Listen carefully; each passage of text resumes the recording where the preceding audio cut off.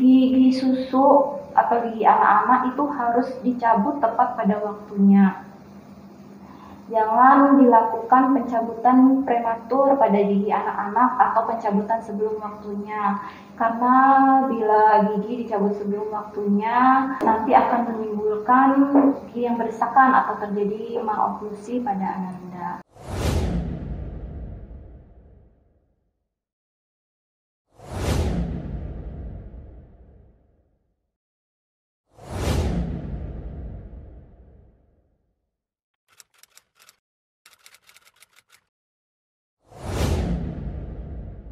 Assalamualaikum warahmatullahi wabarakatuh. Apa kabar ayah bunda? Semoga semuanya dalam keadaan sehat ya, dan tetap menjaga protokol kesehatan, terlebih di era pandemi ini.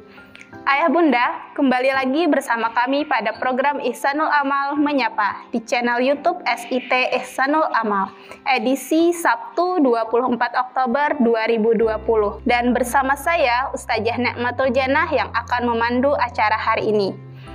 Nah, ayah bunda, program Ihsanul Amal Menyapa dikemas dengan lebih menarik dan narasumber yang juga pastinya istimewa.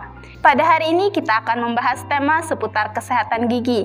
Dan di studio kita sudah kedatangan narasumber yang merupakan seorang dokter gigi dari UPT Puskesmas Sungai Malang, Kabupaten Hulu Sungai Utara. Beliau adalah Dokter Gigi Nimade Moralita atau yang biasa kita kenal Dokter Mora. Selamat datang Bu Dokter di studio Ihsanul Amal Learning Center. Kami ucapkan terima kasih telah memenuhi undangan kami. Bagaimana kabarnya Bu Dokter? Alhamdulillah baik. Alhamdulillah, kita doakan ya ayah bunda, semoga Dokter Mora dan juga tim kesehatan seluruh Indonesia selalu Allah berikan kesehatan. Amin ya rabbal alamin.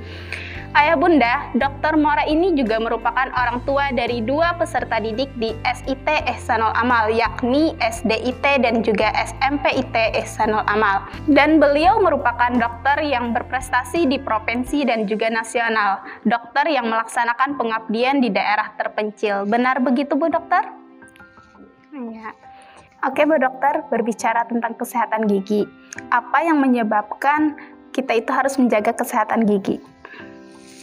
Assalamualaikum warahmatullahi wabarakatuh. Waalaikumsalam warahmatullahi wabarakatuh. Kenapa kita penting untuk menjaga kesehatan gigi dan mulut?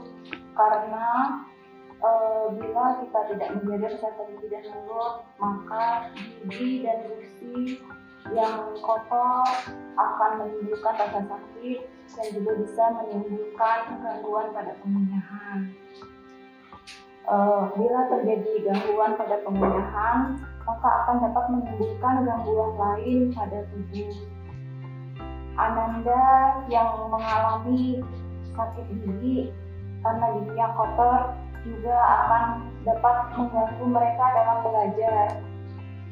Selain itu, bila terjadi gangguan pengunyahan, maka akan terjadi gangguan pada asupan nutrisi pada anak-anak, di mana semuanya tentunya akan berpengaruh pada kesehatan mereka secara umum.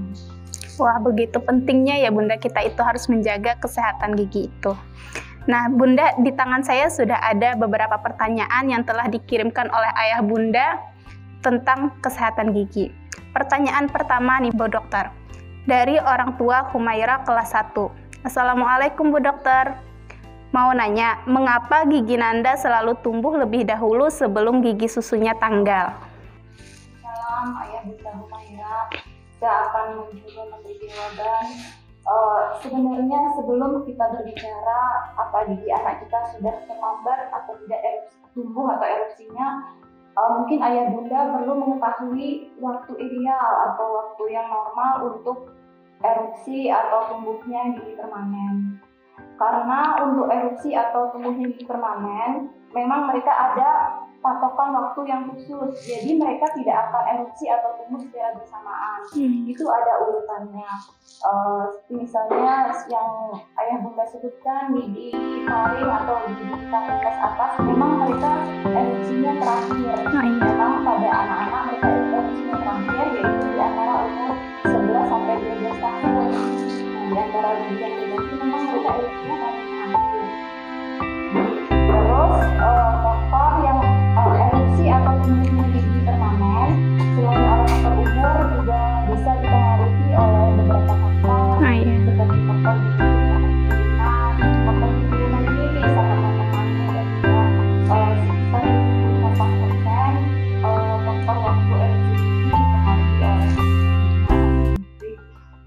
ada juga faktor usia, faktor jenis kelamin. Di mana biasanya pada anak laki-laki memang mereka erupsi gigi permanennya agak lebih lambat daripada anak perempuan. Iya. Di mana anak laki-laki biasanya mengalami keterlambatan sekitar 4-6 bulan lebih lambat dari anak laki-laki. Selain itu ada faktor sosial, ekonomi, faktor nutrisi, ada juga faktor ras, dan juga faktor lokal yang ada di dalam rongga mulut. Iya. Yang penting diingat tadi, sebelum mengatakan dia terlambat, kita harus melihat dulu usia ananda. Oh iya, berarti kita itu yang pertama harus mengetahui dulu ya Bunda usia anak, terus lagi kapan waktu tumbuhnya gigi permanen itu. Iya. Pertanyaan kedua nih Bunda, dari orang tua Abekari kelas 2. Bu dokter mau nanya, gigi geraham anak yang rusak apakah perlu dicabut? Gigi geraham pada anak-anak sebenarnya bisa untuk dilakukan penambalan. Ketika gigi anak-anak itu berlubang, mereka tidak harus langsung dicabut ya. Kadang memang orang memikirkan pasti nanti ini bakal ganti aja, dicabut aja. Sebenarnya nggak gitu ya. Karena gigi geraham pada anak-anak sebenarnya masih mereka pakai sampai umur sekitar 12 tahun. Karena gigi geraham anak-anak mereka pergantiannya sekitar usia 10 sampai 12 tahun.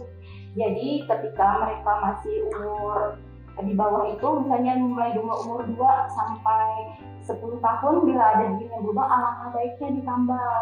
Saya kira anak kita nggak bakalan sakit gigi. Karena dengan gigi yang berlubang, kita biarkan dia tanpa dilakukan perawatan atau penambahan, akan memungkinkan rasa sakit, akan menimbulkan rasa sakit pada anak-anak. Kapan gigi anak-anak yang berlubang bisa kita lakukan pencabutan? Gigi anak-anak yang berlubang bisa kita lakukan pencabutan ketika gigi permanennya akan erupsi. Gigi susu yang ada akan digantikan oleh gigi permanen. Tetapi ketika waktu erupsi gigi permanennya masih lama, alangkah baiknya dilakukan penambalan pada gigi berlubang tersebut, tidak dilakukan pencabutan. Oh iya.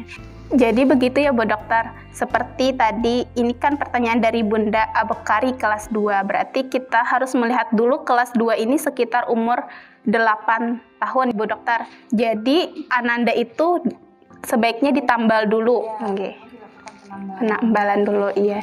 Itu ya Bunda Abekari. Jadi dilakukan penambalan dulu ke puskesmas terdekat. Pertanyaan yang ketiga Bu Dokter. Dari orang tua Said kelas 6. Bu Dokter, kenapa gigi taring atas Ananda tumbuhnya lambat? Dan sudah tumbuh tapi terkebelakang dari posisi gigi yang ada di sebelahnya. Kenapa bisa seperti itu Bu Dokter? Ini mungkin agak sama pertanyaan yang pertama. Mungkin ayah bunda di sana mengatakan giginya tumbuh terlambat. Nah, sebelum mengatakan tumbuh terlambat, sebenarnya perlu lagi dilihat di usia berapa Ananda. Jadi karena memang gigi taring atas itu tumbuhnya atau erupsinya memang paling terakhir di antara semua gigi, maksudnya di antara semua gigi susu yang berganti. Antara semua gigi susu yang nantinya diganti dengan permanen, dia memang tumbuhnya paling terakhir. Nah, terus kemudian kenapa gigi permanen bisa tumbuh ke belakang? Gigi permanen yang tumbuh ke belakang, itu ada beberapa faktor yang mempengaruhi. Yang pertama, kemungkinan karena gigi susunya dicabut duluan atau terjadi pencabutan ekstraksi prematur terhadap gigi sulung. Jadi gigi sulungnya dicabut duluan sebelum waktu atau dekat erupsi gigi permanen. Karena dengan pencabutan prematur gigi susu, maka tempat di atas gigi permanen akan ditumbuhi oleh tulang, sehingga akan menyebabkan lambatnya erupsi gigi permanen tersebut. Nah, terus dengan adanya ruang yang kosong, maka gigi di sebelahnya akan bergerak ke samping dan menutupi tempat erupsi gigi taring yang tadi. Sehingga untuk erupsi gigi taring yang kemudian akan menggantikan gigi susunya, dia kekurangan tempat. Ketika gigi permanen akan erupsi dan dia kekurangan tempat, dia akan tumbuh ke belakang atau ke depan. Mereka akan mencari tempat tempat erupsi yang cukup atau tempat tumbuh yang cukup, sehingga mereka akan tumbuh ke belakang atau yang biasa disebut palatoversi, atau bisa juga tumbuh ke depan. Iya, jadi gigi taring itu memang yang paling lambat ya Bunda tumbuhnya Memang itu. paling lambat dia tumbuh. Iya. Selain karena faktor pencabutan tadi, kemungkinan juga karena memang dia kekurangan space atau ada gangguan pada perkembangan rahangnya, bisa terjadi juga seperti itu. Gangguan perkembangan rahang juga akan menyebabkan terjadinya gigi yang berdesakan atau kita menyebutnya maloklusi, atau gigi itu akan dia tumbuh ke belakang atau ke depan. Itu bisa terjadi karena adanya gangguan perkembangan rahang. Gangguan perkembangan rahang ini bisa terjadi karena adanya trauma saat dia kecil, mungkin anaknya pernah jatuh. Selain faktor pertumbuhan rahang, ada juga faktor keturunan. Nah, faktor keturunan ini sangat mempengaruhi ya, karena kita kan misalnya gini nih, dia ayahnya lahir dengan gigi yang besar-besar, terus mamanya ini memiliki rahangnya besar juga, terus bundanya dia rahangnya kecil, giginya kecil. Nah, ketika pada anak kita yang muncul nih, dia giginya besar ikut ayahnya, rahangnya kecil ikut mamanya atau bundanya. Nah, dengan faktor keturunan itu yang muncul pada anak itu sehingga akan menimbulkan maloklusi atau giginya berdesakan pada anaknya. Nah, itu sangat pengaruh faktor keturunan, bisa juga menyebabkan terjadinya gigi tumbuh ke belakang. Jadi kita itu juga harus melihat ya Bu Dokter dari keturunannya seperti apa. Jadi tidak bisa serta-merta menyalahkan gigi anak ini seperti ini kenapa gitu, tapi dilihat juga dari faktor keturunan. Menyebabkan gigi itu bisa tumbuh ke belakang atau berdesakan. Iya, itu tadi ya Bunda Said penjelasan tentang gigi taring Ananda. Kemudian pertanyaan selanjutnya dari Bunda Adelia nih Bu Dokter, bagaimana agar gigi Ananda yang sudah patah dan keropos bisa lepas akarnya juga? Silakan Bu Dokter. Terima kasih pertanyaannya dari Bunda Adelia. Gigi anak-anak yang keropos atau kita biasa menyebutnya rampan karies ya, rampan karies pada gigi anak-anak yang semuanya giginya keropos, dia terus tinggal akar, itu kita sebutnya rampan karies. Nah, pada kasus rampan karies sebenarnya perawatannya tidak harus langsung dilakukan pencabutan atau tidak harus dilepas akar giginya. Nah, pada anak-anak yang mengalami karies itu bisa dilakukan perawatan untuk mencegah dia sakit gigi. Dan yang penting dulu perlu diingatkan, pada anak yang gigi keropos pun dia harus tetap dibersihkan giginya, harus tetap kita sikatkan giginya dengan hati-hati menggunakan sikat gigi yang lembut, jangan sampai dia ada debris dan karang gigi, terus sehingga dia nggak sakit gigi. Terus perawatan berikutnya yang bisa ayah Bunda lakukan di dokter gigi atau tempat perawatan gigi lainnya itu dengan melakukan TAF atau aplikasi fluor. Jadi pada akar giginya kita aplikasikan parnis, jenis parnis yang terbuat dari fluor yang akan menutupi tubulus dentinalisnya atau lubang-lubang kecil pada gigi sehingga Ananda tidak akan mengalami sakit gigi. Mungkin itu perawatan yang perlu dilakukan. Untuk pencabutan akar-akar gigi, ayah Bunda bisa melakukannya setelah gigi Ananda akan berganti atau ketika gigi permanennya akan erupsi, baru ayah Bunda bisa melakukan pencabutan. Dan tidak bisa gigi yang mengalami pergantian langsung dicabut karena seperti yang sudah saya jelaskan sebelumnya ya, gigi yang dicabut prematur atau gigi susu yang dicabut sebelum waktu erupsi gigi permanen akan menyebabkan gigi Ananda mengalami berdesakan atau maloklusi. Jadi sebaiknya dicabutnya setelah dia akan erupsi.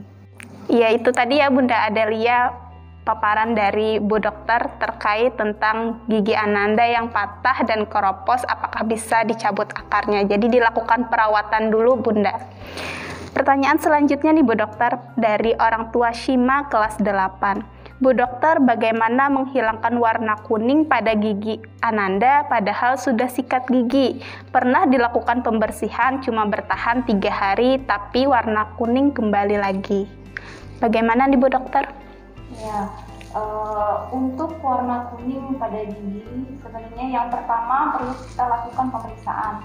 sebenarnya warna kuning pada gigi tersebut disebabkan oleh apa? Nah, warna kuning yang timbul pada gigi yang pertama bisa disebabkan oleh debris. Debris itu berasal dari sisa makanan yang menumpuk ya, yang tidak disikat kalau dia menumpuk di permukaan gigi. Terus yang kedua, warna kuning tersebut bisa disebabkan oleh kalkulus atau karang gigi.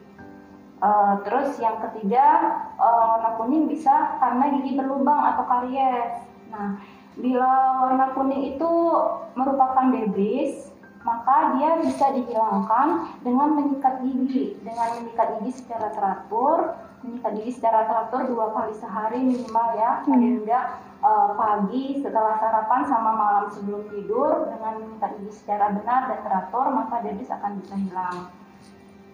Terus yang kedua, bila warna kuning tersebut disebabkan oleh kalkulus atau karang gigi, maka perawatan yang diperlukan adalah pembersihan karang gigi atau scaling. Jadi ayah bunda perlu membawa Ananda untuk pergi ke puskesmas atau ke dokter gigi terdekat untuk dilakukan scaling atau pembersihan karang gigi. Bila warna kuning pada gigi tersebut merupakan gigi berlubang atau karies, maka terapi atau tindakan yang diperlukan adalah penambalan gigi. Nah, jadi kita perlu mencari penyebabnya dulu untuk warna kuning, baru kita putuskan perawatan yang diperlukan. Terus kalau bunda menyebutkan warna kuning sudah pernah dibersihkan 3 hari terus timbul kembali, berarti kemungkinan warna kuning itu disebabkan oleh debris. Debris karena debris ini jangankan 3 hari, sebenarnya 12 jam pun kita tidak bersikat gigi, dia sudah terbentuk di lapisan gigi itu. Kemungkinan dia berasal dari debris ya. Jadi kalau itu berasal dari debris, kita perlu memastikan bahwa anak kita sudah menyikat gigi secara teratur dan dengan benar. Harus ditanamkan sama dia bahwa dalam waktu tidak boleh ada terlewatkan lebih dari 12 jam itu tidak menyikat gigi. Mungkin itu tidak hanya pada anak-anak, pada orang dewasa pun sebenarnya tidak boleh kita lebih dari 12 jam ya Bu Dokter. Iya. Itu untuk menyikat giginya yang kita pentingkan bukan hanya kuantitas tapi kualitasnya juga. Biarpun kita menyikat gigi udah 5 kali nih, 10 kali juga, kalau caranya nggak benar, dia nggak akan bersih di kita, debris itu tetap ada. Jadi yang penting juga mengajari Ananda cara menyikat gigi yang benar. Mungkin mau diperagakan ya? Boleh Bu Dokter? Ya. Mungkin saya akan memperagakan ya cara menyikat gigi yang benar. Nah, kalau kita menyikat gigi, pemilihan sikat gigi pun sudah penting. Pemilihan sikat gigi untuk dalam kondisi kita normal, misalnya tidak mengalami sakit gigi, tidak post op atau post operasi gigi, atau tidak setelah pencabutan, kita harus memilih sikat gigi dengan kekerasan bulunya itu medium atau yang sedang. Itu pada orang normal ya, tapi kalau pada anak-anak dia tidak dibedakan. Pada anak-anak, pada sikat gigi anak-anak semua bulunya sedikit lembut ya. Sikat gigi orang dewasa kita pilih dia dengan kekerasan yang medium.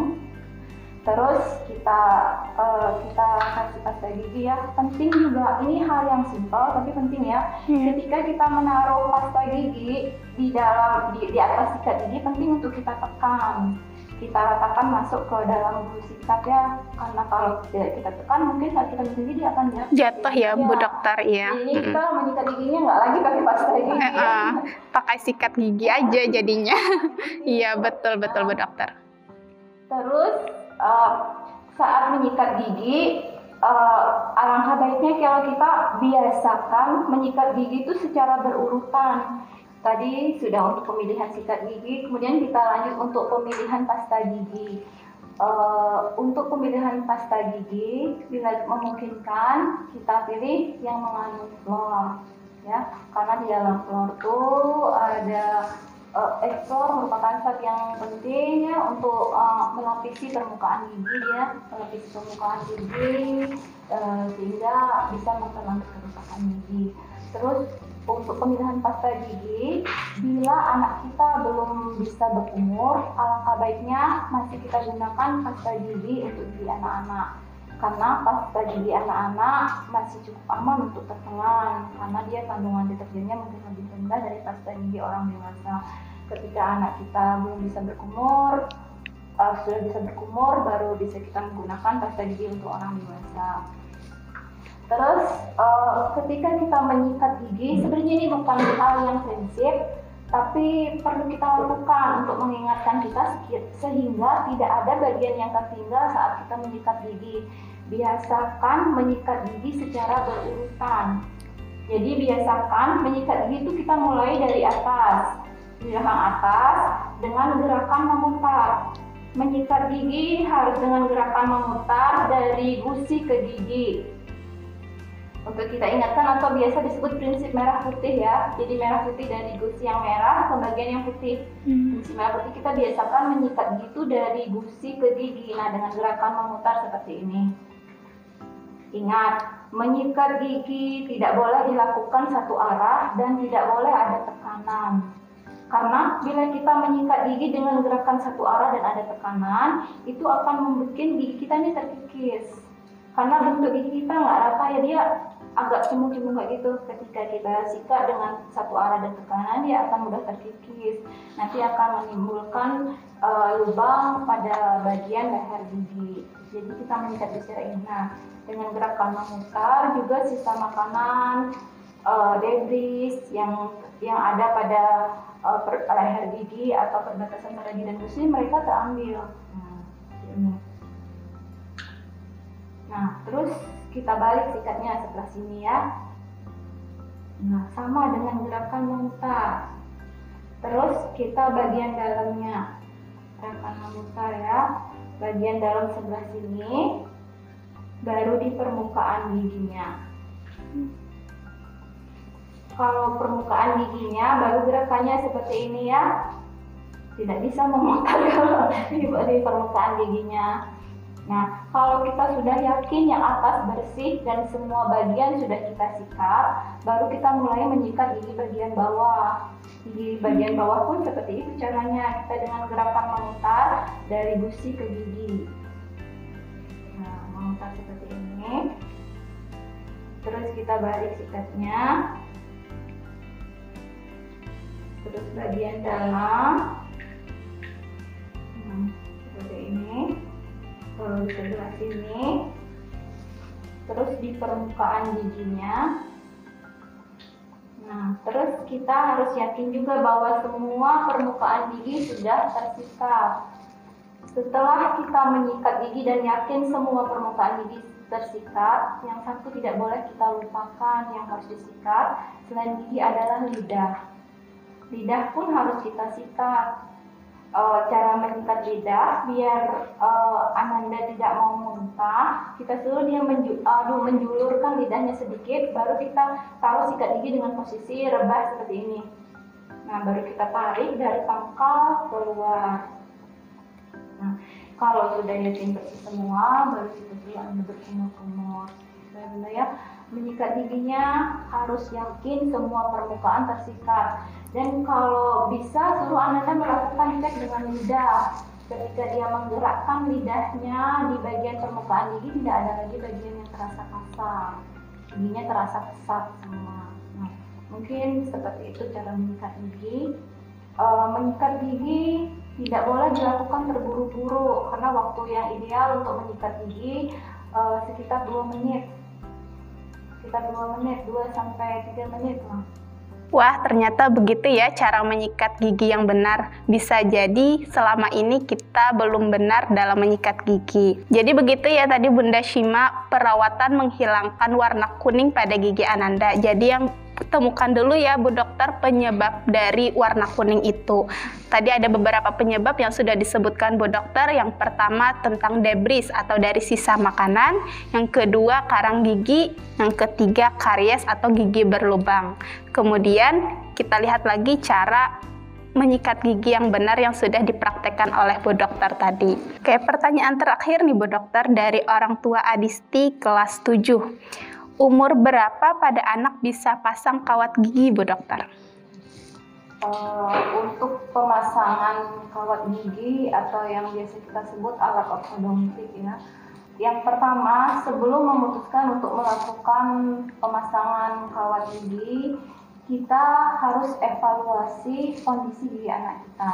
Untuk evaluasi pada erupsi atau pertumbuhan giginya bisa kita lakukan pada umur 7 tahun. Pada umur 7 tahun, ketika gigi permanen sudah mulai tumbuh, kita bisa lihat gigi Ananda. Bila memang gigi Ananda ada yang berdesakan atau mengalami maloklusi dan kira-kira itu membutuhkan perawatan, sudah bisa kita pasangkan untuk alat ortodontik atau kawat gigi. Tetapi untuk anak-anak yang mereka belum bisa bertanggung jawab terhadap perawatan rongga mulutnya, alangkah baiknya kita pasangkan alat ortodontik lepasan.